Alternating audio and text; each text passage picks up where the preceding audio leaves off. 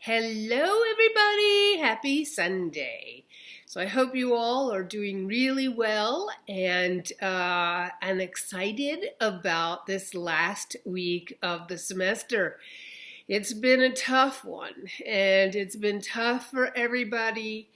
And I want you to know that even though we're coming into the home stretch, I'm here for you if you need anything, okay?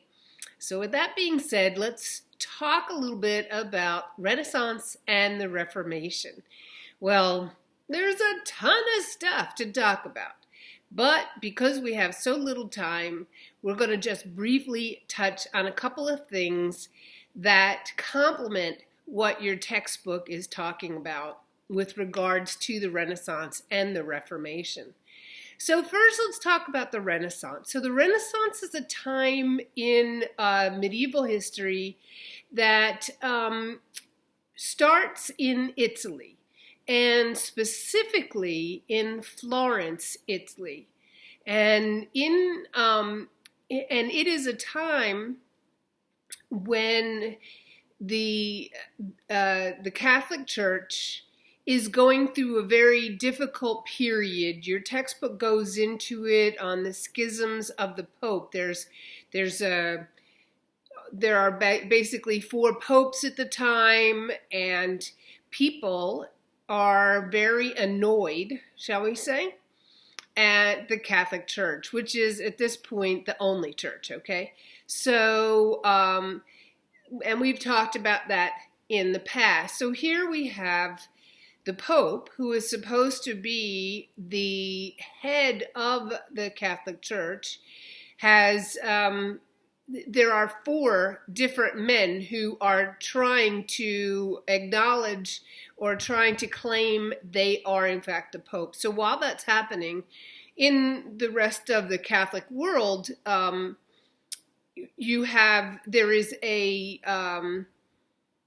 there is a reaction to this schism that's happening in the church, and some of it is as we will see in art in the Renaissance. It reflects the views of people in that they're really annoyed with the church. They're annoyed with the Pope. They're losing faith in the church. So when they begin to lose faith, they begin to look for other avenues to evaluate the beauty in the world. Is it only through the church that we see God's creation? So the church, in a way, is creating an atmosphere where the body politic is being questioned. And the monks and priests in the monasteries, who have been spending time writing out hand by hand all of the Bibles, they begin to evaluate, not all of them, but a few of them begin to look at the world in a different light. They begin to look at the world and see, this is God's creation. If I understand God's creation, then by default, I understand God. That is a separation. What is happening in that moment is a separation between believing that the only way to see God or define God is through the church, and all of the things that go along with the church, the sacraments, and the church being an intermediary between a human being and God. And once some of these priests and monks begin to look at the world, a leaf, a garden, a tree, the clouds, the sun, the moon, these things that are visible. Why are there the four seasons? And just looking around at the world to say, look, this is the world God made. And if I learn why there are turtles, or why there are certain kinds of fish, or why there are different types of clouds, I'll be able to understand God better. And so that disconnect begins a process of creating a new form of looking at the world, which is scholasticism, humanism. You're looking at the world, some of these monks are looking at the world through a different lens now. And that lens leads to Sir Isaac Newton and the scientific revolution and new inventions in technology. It also leads to, with science, it also leads to Galileo and Copernicus and people who begin to look at the world in a very different way. And that is this concept of science, technology, and that's at face value to the people in this time, gives the impression that to look at science means that you're not looking at God. It's a disconnect, because the people who begin that road evaluate that road, look at that road, and look at the world because as God's creation. So science and education and the belief in an education system and all those things that, like dominoes, that fall after that first separation begins, leads us to education as we know it now in some respects. But it also leads to the church taking a very dim view of science. And one of the other things that happens once that dynamic changes, that road towards looking at the world and evaluating it and studying it and understanding it, moves away from,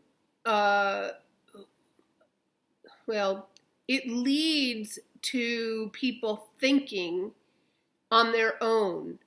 They're not looking to the church for all the answers. Instead, they're looking at the world for all their answers. They're evaluating, they're trying to find the answers all on their own.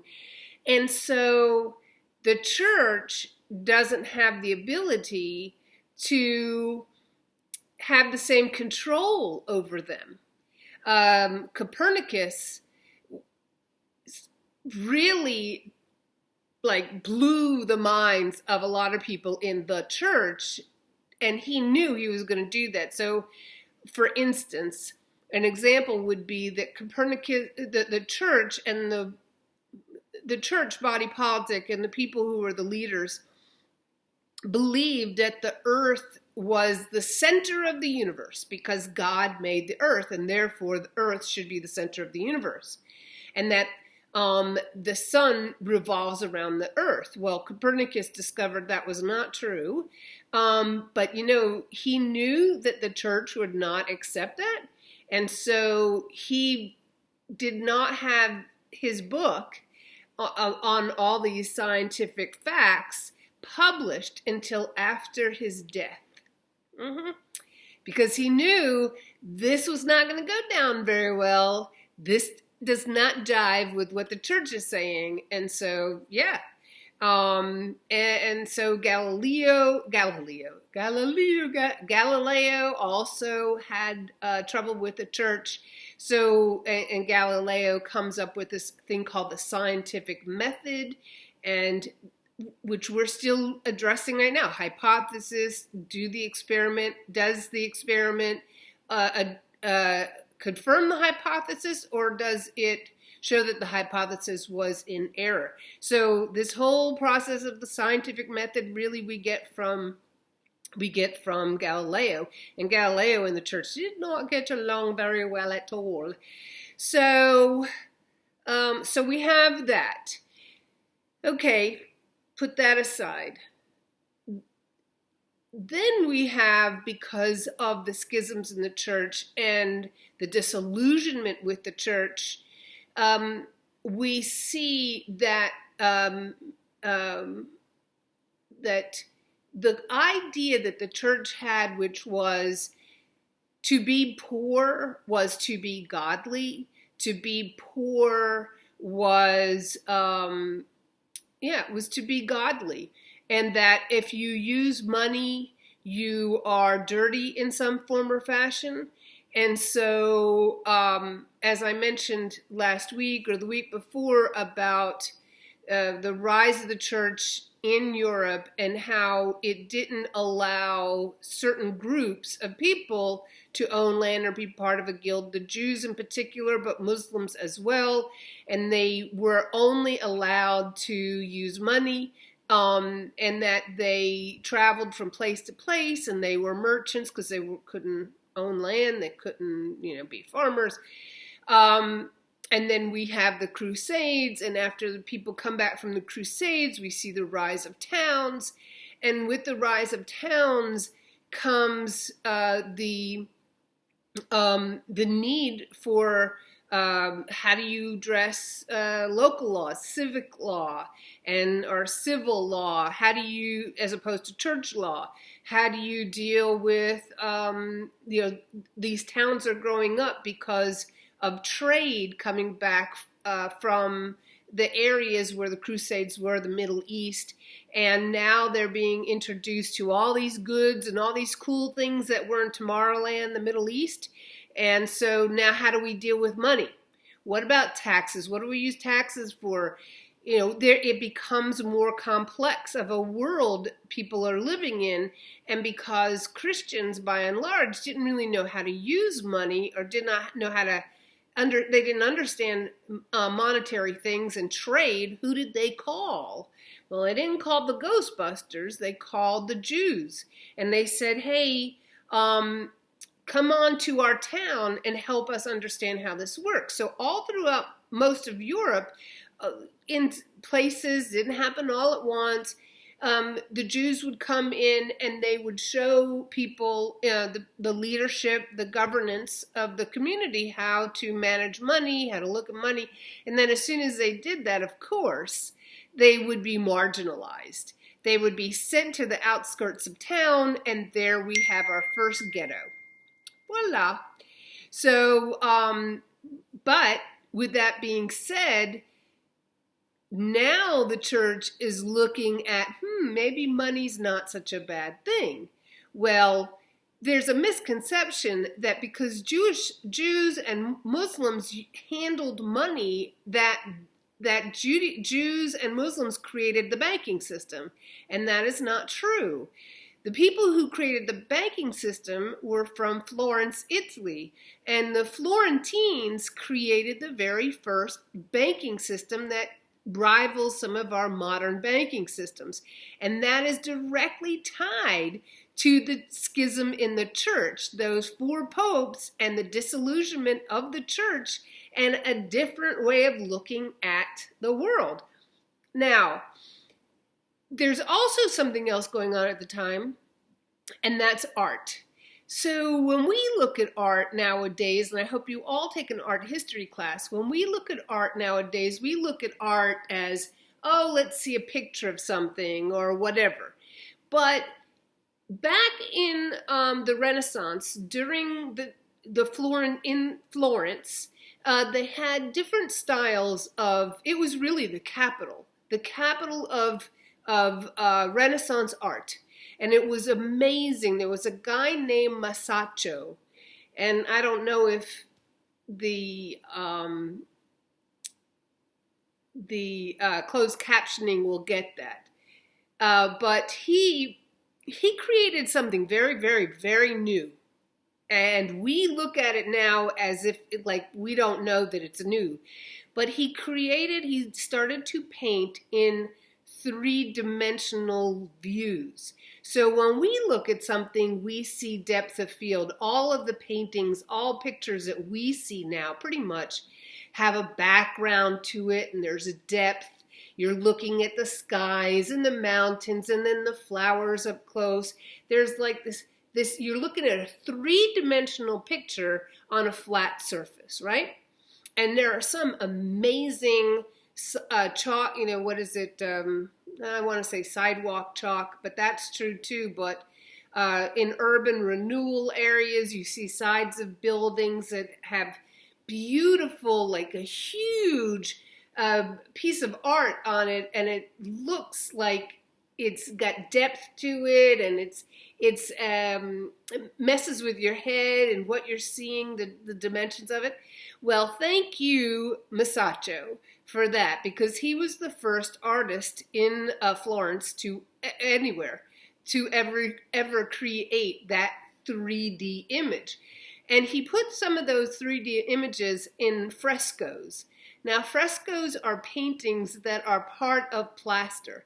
And there is, if you go to Florence right now and you go to a church called the Santa Maria Novella in Florence, you will be able to see one of his earliest frescoes that it shows that three-dimensional picture. And he really did change the dynamic. He also, in some of the other chapels around Florence, what he also did, and what other Florentine painters and artists did, fresco masters or fresco artists and painters did, is they created a fresco, they created a picture that was, it appears very religious in nature, but is actually not. It is sarcasm. It is filled with some irony. There's some that he painted that make the church look like a fool. And because he, like so many other Florentines, were annoyed and upset with the church. And like I say, so the church funded many of these paintings. So did another family called the Medici. And the Medicis were a very, very, very wealthy Florentine family, princes, really, of Florence. And you can still go to Florence and see their huge homes and things like that. But the Medici, it's too big to really go into this little lecture. But the Medicis were really the people who created the banking system, and that we kind of know today. They're very, very wealthy merchants, very brilliant. They were cutthroat. They were a pretty heady group of folks, and they paid. So in those times during the Renaissance, many of the artists who we know, that you might not know Masaccio, but you would know Botticelli, and you would know Leonardo da Vinci, and you will know Michelangelo. You know these guys. And they're all of that same time. Masaccio is earlier than those guys. But, and Botticelli is later, a little bit later. And you can tell where all these guys are and what's happening around you by looking at the artwork. So Masaccio and Leonardo da Vinci and Michelangelo, they're being paid by the church. So you have the Sistine Chapel, you have all these beautiful things, but you also have other things that are not as well known that are also kind of negative towards the church, very sarcastic. And then by the time you get to Botticelli, you see the Venus rising out of the seashell. It's all pagan. It really doesn't look anything like Christianity. So you can see the evolution of what is happening in the society by looking at the art. So it goes hand in glove with history, because that art is a reflection of what's really happening in those time periods. And because it's in churches and they're all they're in the public's eye, they're kind of like looking at like a Facebook page or a Twitter, a tweet or something like that, because it's that art is speaking to the people. It's saying the obvious, or it's showing a perspective or a point of view in that time.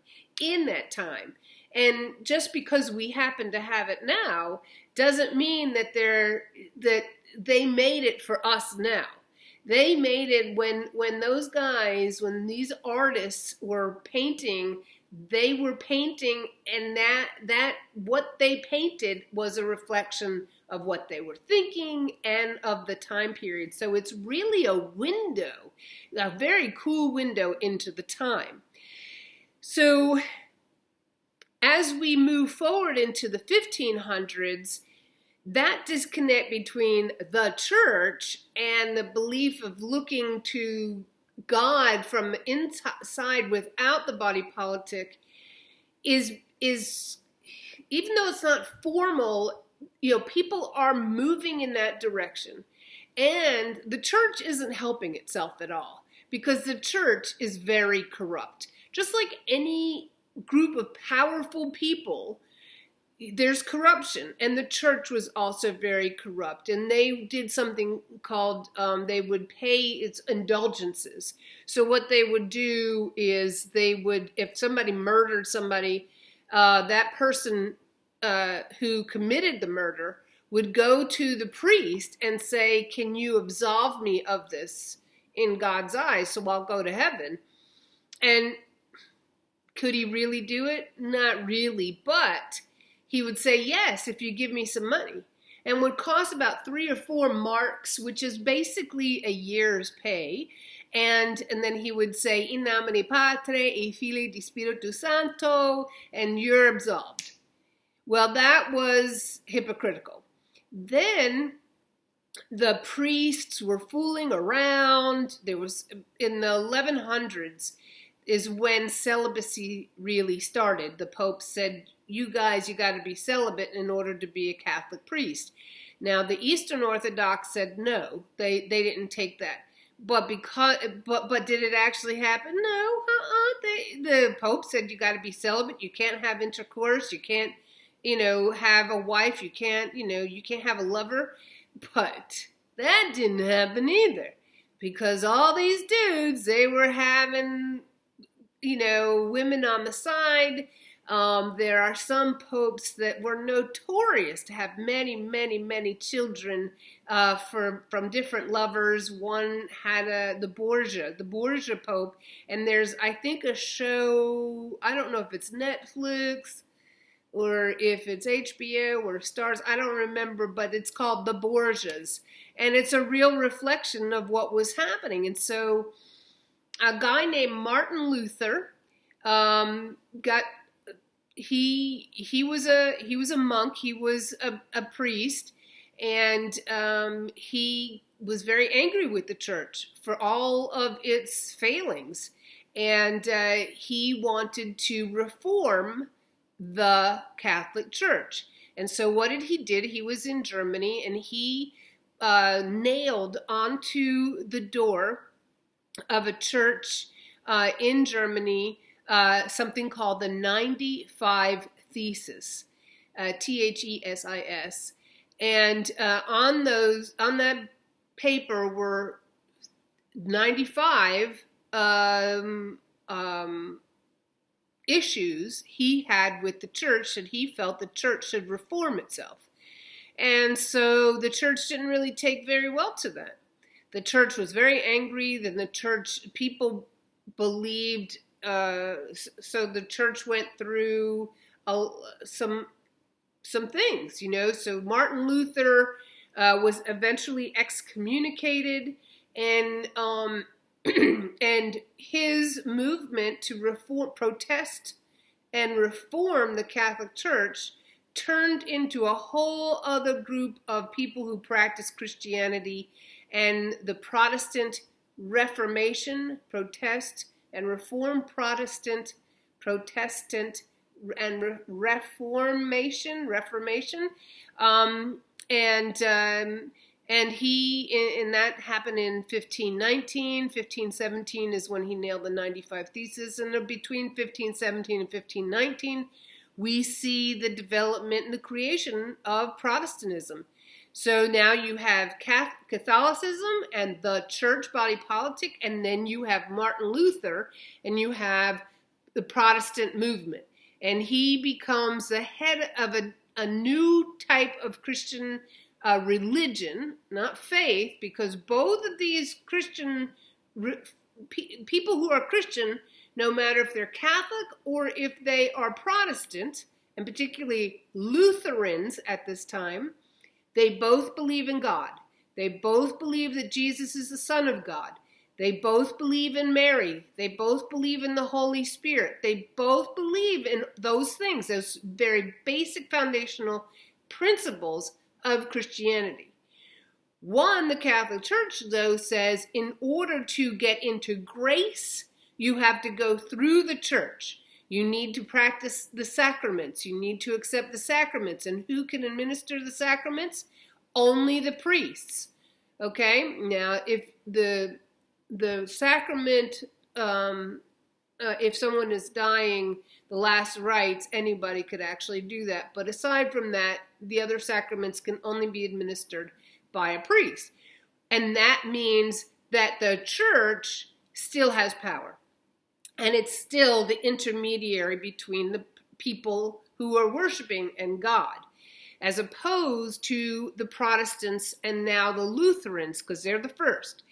And Martin Luther says it's faith and faith alone that gets you into heaven, gives you grace. Faith and faith alone. So if you say, I believe in God, I believe in Jesus, I believe in that, then Jesus died on the cross for my sins, that is all you need for grace to get into heaven. There are some sacraments. There's the sacrament of marriage. There's a sacrament of baptism. There is a sacrament of communion. But there's, in Protestants, no matter whether it's Lutheranism or anything else, when you say the prayer over the blood and the body of Christ, in Protestantism, it's that wine and that bread is a representation of Jesus's blood and body. But in Catholicism, there's something called transubstantiation. Transubstantiation. And that means a miracle happens. And that wine isn't wine anymore. That wine is actually Jesus' blood. That wafer, that bread is not bread anymore. It's actually Jesus' body. Well, imagine, if you will, the Romans thinking, can you understand why they thought they were cannibals? So now you have Lutheranism. Well, can you even begin to imagine how many people thought that was great? Faith and faith alone. Yee-haw, yee-haw. It's all I need to get into to grace with God.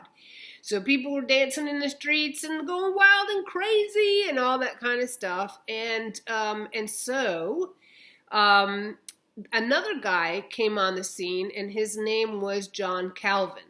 Calvin comes in and he says, whoa, whoa, whoa. Now, he is Swiss, but he's in France. And he says, whoa, whoa, whoa. It can't be just faith and faith alone, because people are really pretty horrible.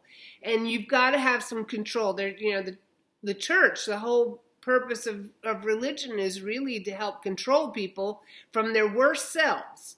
And so he says, and he comes up with this idea of predestination.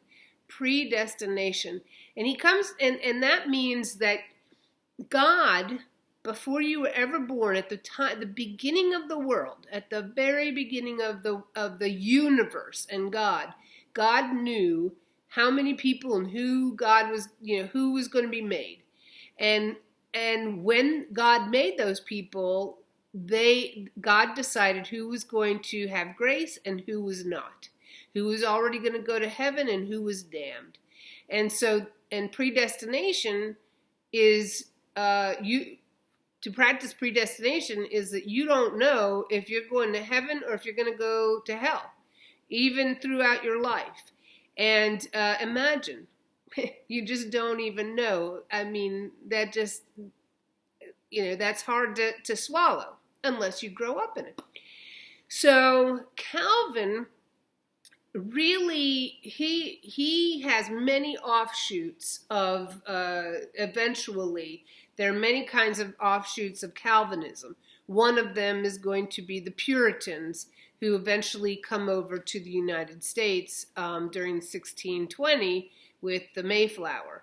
But there's many different kinds of Calvinist practices. Methodists, they were pretty headstrong, but Calvin really kind of put the brakes on faith and faith alone, because people began to feel way too free and felt like they could do anything they wanted to do as long as they said they had faith. Then, hey, everything's,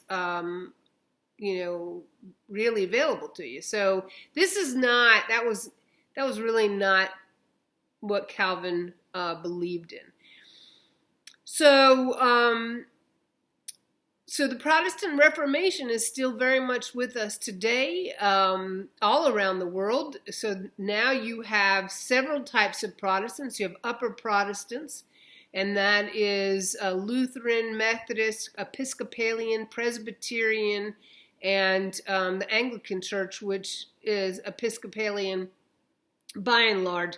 And then you have lower Protestants, and lower Protestant churches really don't even come into the picture until we get closer to, well, the Quakers, I guess, might be, I'm not really sure, but until we get into United States history in the mid-1800s and something called the Second Great Awakening. And that's when we begin to see people called the Baptists and Church of God and Church of Christ. And I would say the primary difference between the two is that, off the top of my head, in upper Protestant, in order to be a minister, you have to go to something called seminary school. So you have to get an education, and there you learn Hebrew and Greek, and you learn, you learn things that actually you can learn in college in many of your upper division religion classes. And then you have the lower Protestants, where if you get a call, God called me to preach, you can just get up and preach without a formal education. And we also see with the Protestant Reformation the real beginning of religious wars between Christians. Religious wars, you have the 30 Years' War, the English Civil War. These are really, really bitter wars fought between Catholics and Protestants. And it's one of the reasons, wars over religion. Now remember, these are all people who believe in the same basic principles. They are fighting to the death over each other. One of the good shows that you could watch to see the hatred, the actual hatred, is between Protestants and Catholics, is on HBO with a show called Gunpowder. Even in the very first episode, it just gets right to the heart of things. And for me, it's kind of rough to watch, only because I know the history more than anything. Kit Harington from Game of Thrones is in it. Lord Snow, Jon Snow, he plays one of the main characters. But it's if we were in class, we would be looking at it right now. But it is also, later on, it is also one of the main reasons why we have in this country the First Amendment, and that is the separation of church and state, where there's no official religion of the United States. And even though some people believe we are a Christian nation, we are not sanctioned. The country, the federal government does not pay, they don't fund any churches like they do in England, the Church of England. All of the ministers in the Church of England are paid by Great Britain, by the British government. That holds true for other countries as well. So we don't have that here. And while people can make arguments that the United States is a Christian country, other people can make arguments that it's not officially in any way a Christian country. But it does allow you to practice whatever religion that you would like to practice, and why. In part, because of the Protestant Reformation and because of the hatred that grew out of the Protestant Reformation for other Christians and between Christians. So, it's really sometimes a hard pill to swallow, history, but, I hope that it helps you to really think about, why people do what they do. How is it that people of different faiths do not understand each other, even if they're Christian? They're all Christian faiths. And I think that we should learn from the past and the hatred and the anger and the angst to really have grace for each other, to be kind to one another, to realize that we're really not that different, and that we need to see our similarities, not our differences. If one person practices Christianity different than another person, then it doesn't make them a bad person. And no matter what religion that you identify with, if you identify with any religion at all, there's no religion on the planet.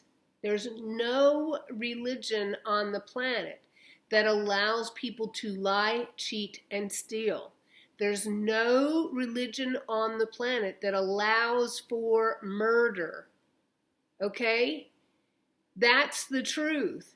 And the religions that act, counter to that are not practicing what is written in their holy books. And they're taking information out of holy books and using it for whatever their ambitions are. So it's an important thing as we're going into the modern world, as you go to next semester to World Civ 2, if you do that. But the Renaissance and Reformation, the Protestant Reformation, are stepping stones. They're really helping us understand that leap between seeing the world in a very small way and beginning to see how the world begins to understand science, understands art, understands technology, understands really looking at the world in a broader perspective. And, and I think that that's an important thing, especially in the year 2020, in the 21st century, because as we see with this pandemic this year, the world is being affected by it. It started in Wuhan, China in November and December, and in 6 weeks, guys, 6 or 7 weeks since this started in the United States, since the beginning of February to May 1st, over 60,000 people have died. And you know, blame. I'm not going to play a blame game. The reality is, it shows us how connected we really are one to the other. And I think that's very important as we move forward, as we hopefully you begin to look at the world not from your bedroom or from just your house, even if you're just stuck in your house, but looking at it from a larger perspective, something that's bigger, something that is magnificent and wonderful, and really full of people who are so much like you in so many ways. And look for the good. Always look for the good. And that's it. That's the last mini lecture, 42 minutes. That's it. That's all she wrote. That's all I said. I miss you all very, very much. And I hope you are all doing very well. And I look forward to seeing you in the fall. And have a great summer. Remember, again, I am here if you need anything. I'm just an email away. All right? Enjoy the rest of the evening, and I'll talk to you soon. Bye, guys. Love you. Mean it.